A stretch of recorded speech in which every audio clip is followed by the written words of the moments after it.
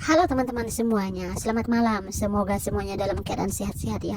Nah, kali ini teman-teman saya mau share, apakah Alkitab adalah firman Allah? Nah, ada beberapa pandangan-pandangan ya teman-teman tentang Alkitab. Nah, sebelum saya membahas tentang Alkitab ya teman-teman, di dalam mempelajari apakah Alkitab adalah firman Allah atau bukan adalah hal yang penting. Ini menentukan sejauh mana Alkitab itu berotoritas dalam kehidupan kita sehari-hari. Nah, teman-teman, secara umum ada 3 pandangan ya teman-teman. Saya hanya memberikan 3 pandangan terhadap Alkitab ya teman-teman, yang berkembang di sekitar masalah apakah Alkitab firman Allah atau bukan. Pertama, pandangan liberal.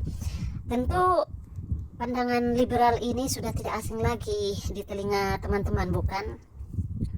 Pasti teman-teman sudah pernah mendengar tentang orang-orang liberal itu seperti apa. Nah, teman-teman, golongan liberal itu beranggapan bahwa kitab suci bukanlah firman Allah, atau bahwa kitab suci itu mengandung firman Allah. Kalau dikatakan bahwa cincin ini mengandung emas, maka artinya adalah bahwa cincin ini tidak terbuat dari emas murni, tetapi ada campuran logam lain.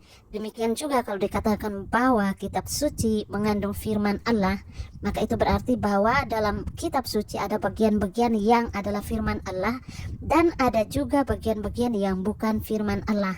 Dan bagian-bagian yang bukan firman Allah itu tentu bisa salah. Itu pandangan liberal ya teman-teman.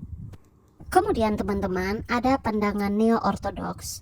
Nah, tokoh dari pandangan ini adalah Karl Barth, di mana Karl Barth ini mengajar atau beranggapan bahwa kitab suci menjadi atau adalah firman Allah.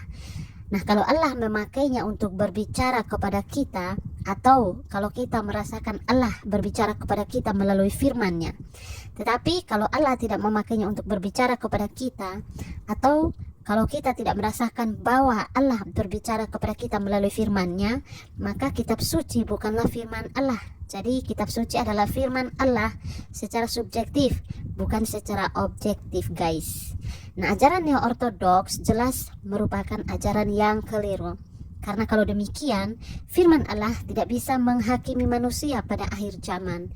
Saudara bisa membuka di dalam Yohanes pasal 12 ayat 47 sampai 48 dan juga Roma pasal 2 ayat 12. Karena manusia yang tidak merasa bahwa Allah menegur dosanya, sebetulnya tidak pernah menerima teguran dari firman Allah.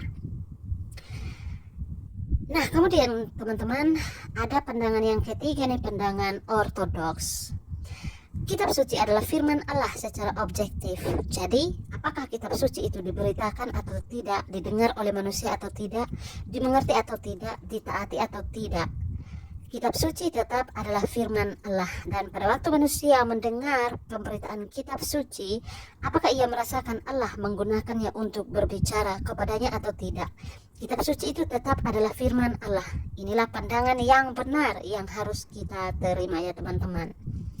Nah, kemudian bukti apa yang bisa meyakinkan umat-umat Tuhan bahwa Alkitab adalah firman Allah? Oke teman-teman, bukti bahwa Alkitab adalah firman Allah, pertama, pengakuan dari dalam Alkitab sendiri, yaitu satu, dalam Alkitab berulang-ulang dikatakan Allah berfirman. Saudara bisa membaca di dalam Yeremia pasal 1 ayat 2, Yeremia pasal ayat 4, ayat 7, dan masih banyak ayat lainnya. Kemudian dalam Alkitab berulang kali dikatakan bahwa Allah menyuruh orang menuliskan firman-Nya.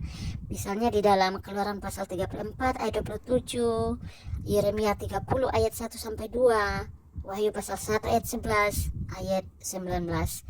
Kemudian bukti apa lagi ya teman-teman? Bukti ketiga yaitu Roma pasal 3 ayat 1 sampai 2 secara jelas menyebutkan bahwa Alkitab Perjanjian Lama adalah firman Allah yang dipercayakan kepada orang Israel atau Yahudi.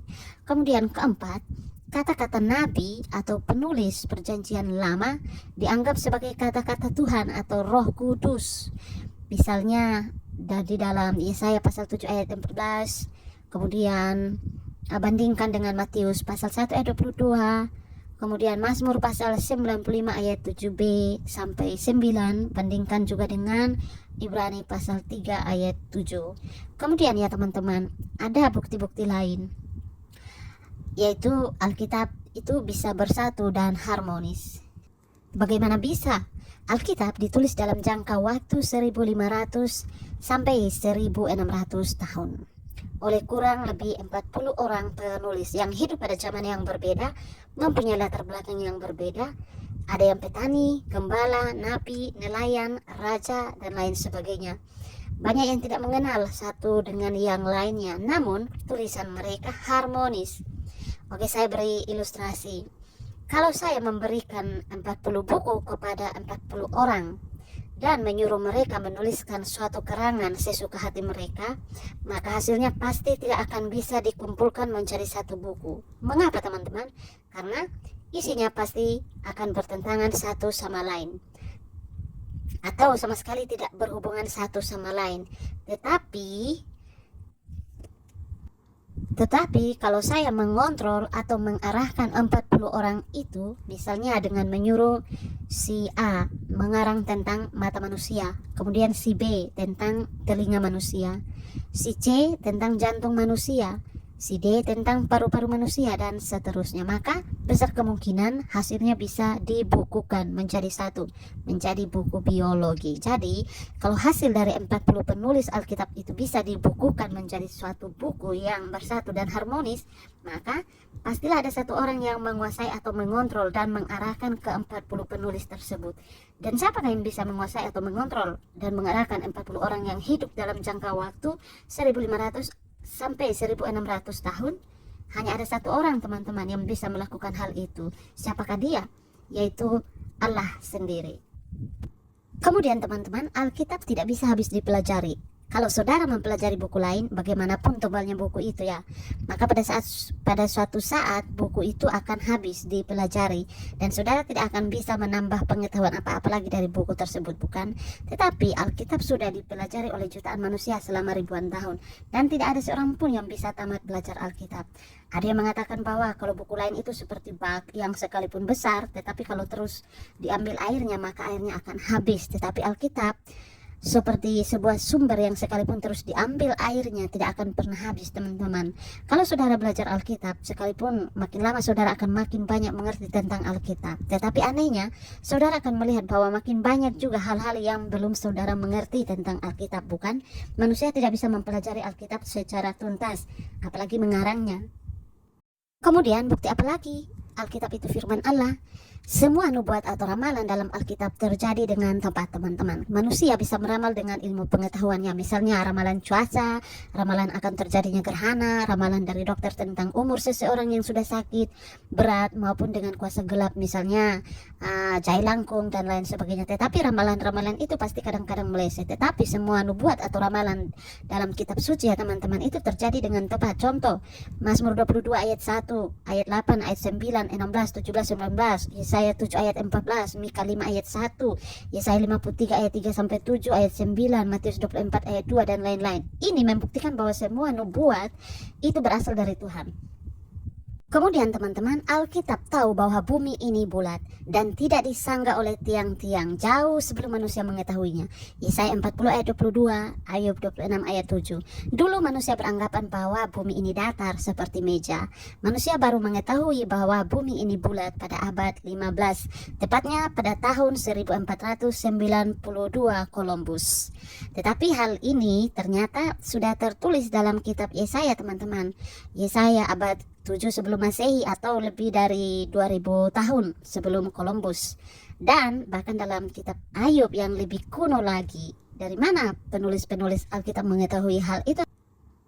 Pada saat itu tidak ada seorang manusia pun yang tahu tentang itu. Jelas bahwa mereka mengetahui hal itu dari Allah. Kemudian bukti lainnya teman-teman, Alkitab tetap terpelihara sampai sekarang. Padahal Alkitab adalah buku yang paling kuno, tidak ada buku yang setua Alkitab. Kejadian sudah berusia 4500 tahun ya teman-teman. Kedua, banyak orang yang menyerang Alkitab untuk menghancurkannya. Ada serangan bersifat fisik dan ada serangan yang berupa ajaran-ajaran sesat. Misalnya seorang bernama Tom Paine menulis buku yang berjudul The Age of Reason, dan masih banyak buku-buku sesat lainnya teman-teman. Nah, tetapi terpeliharanya Alkitab sekalipun diserang selama ribuan tahun ya teman-teman, menunjukkan secara jelas bahwa Allah melindungi buku karangannya itu. Jadi teman-teman sudah tahu ya, bukti Alkitab adalah firman Allah, dan masih banyak lagi teman-teman. Nah, konsekuensi Alkitab sebagai firman Allah ya teman-teman, satu hal yang perlu ditekankan adalah kalau kita memang percaya bahwa Alkitab adalah firman Allah, kita juga harus percaya bahwa Alkitab adalah satu-satunya firman Allah. Kedua, memang semua agama mempunyai kitab sucinya sendiri ya, dan setiap agama mengakui kitab sucinya sebagai firman Allah. Tetapi karena kitab suci dari agama yang satu bukan hanya berbeda, tetapi bahkan bertentangan dengan kitab suci dari agama yang lain, maka tidak mungkin semua kitab suci atau kitab suci itu adalah firman Allah. Allah itu esa, dan ia tidak berbicara dengan lidah yang bercabang. Karena itu hanya ada satu kitab suci yang betul-betul firman Allah. Kalau kita mengakui Alkitab kita sebagai firman Allah, maka kita tidak boleh mengakui kitab suci agama lain juga sebagai firman Allah, dan karena itu kita juga tidak boleh menggunakan kitab suci agama lain sebagai dasar ajaran kita. Ini adalah sesuatu yang logis, bukan sikap fanatik yang picik atau ekstrim dan lain sebagainya. Oke, salam sadar, salam waras, salam toleransi. Semoga sadar. Tuhan Yesus memberkati kita semua.